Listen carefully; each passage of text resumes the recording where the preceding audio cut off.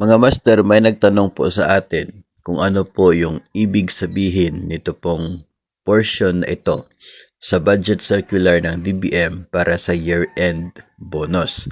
Ito kasi ay intended para sa mga nag-retire o kaya ay nag-separate from government service before October 31 na eligible pa rin naman ng proportion or prorated na year-end bonus.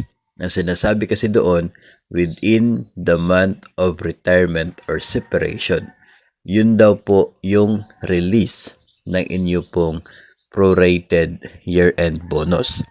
Ang ibig sabihin po niyan ay kapag ikaw ay separated from your agency, let's say ngayon pong Agosto, na yung effectivity ng retirement o kaya ay resignation mo ay August, yung prorated na bonus para sa'yo ay ibibigay on your last payment.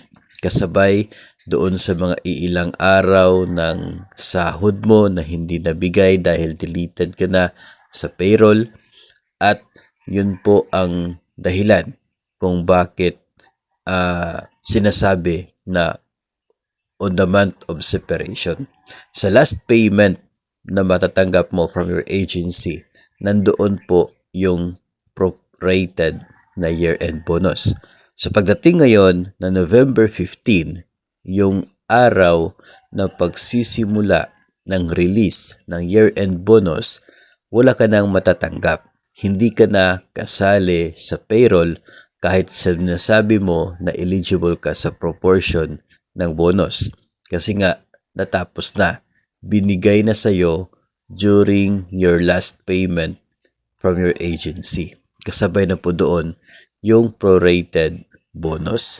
So, yun po yung ibig sabihin yan. Hindi na po hintayin yung November para i-release sa'yo yung prorated bonus mo, kundi isasabay na doon sa last payment na makukuha from your agency. Kaya nga po yung sinabi ng DBM Budget Circular ay on the month of your retirement or separation.